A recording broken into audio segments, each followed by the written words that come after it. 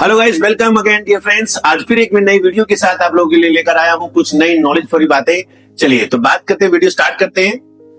दोस्तों देखिए, हम लोग काम करते हैं तो काम करने के कुछ इंस्ट्रक्शंस होते हैं, कुछ तरीके होते हैं। या एक इंसान किसी से इंस्पायर्ड होकर काम करता है। इंस्पायर्ड हम उस इंसान से होते हैं जिसको हम जानते हैं लेकिन वो हमें नहीं जानता।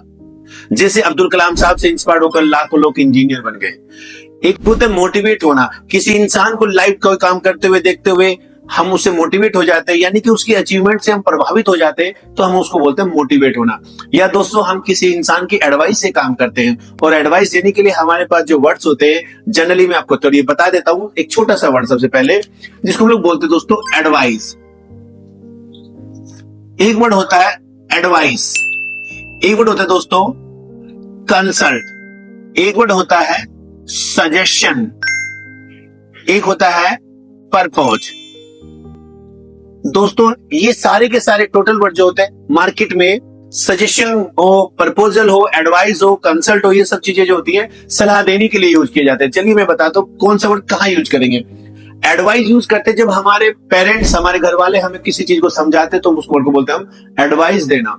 एक होता है एडवाइस जो कि एडवोकेट लोग देते हैं, वो होता है एडवाइस। एक होता है दोस्तों कंसल्ट। कंसल्ट जब डॉक्टर हमें कोई चीज समझाता है तो उसको हम लोग बोलते हैं कंसल्ट करना।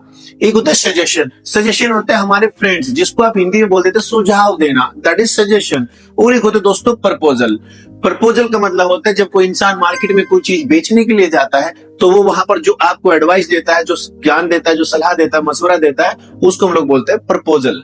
Clear guys? चलिए, और इन्हीं सभी वर्ड्स को यूज करने के लिए हम तीन वर्ड का यूज करते हैं। पहला वर्ड होता है दोस्तों शुड, एक होता है ought to, और एक होता है दोस्तों मस्ट। अब इन तीनों में से कौन सा वर्ड कहां यूज करते हैं वो मैं आपको बताता हूं।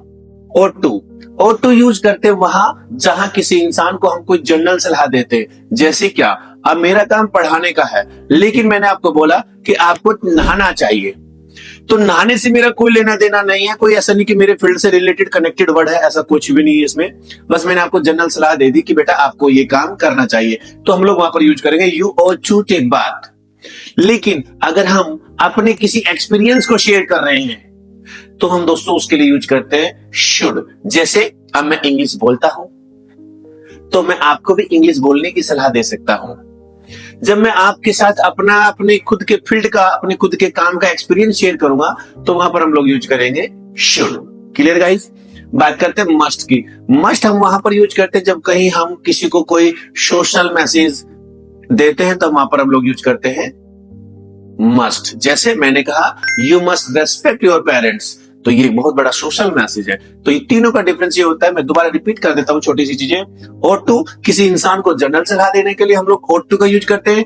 शुड हम जनरली अपना एक्सपीरियंस शेयर करने के लिए हम लोग शुड का यूज करते हैं। और मस्ट जब हम किसी इंसान को कोई सोशल मैसेज देते हैं, तो वहां पर हम लोग दोस्तों यूज करते हैं मस्ट। ये नॉलेज आपको कैसी लगी, आप मुझे वीडियो के लास्ट में कमेंट करके आप मुझे बताइएगा। एंड लाइक कीजिए। Thank you, have a nice day.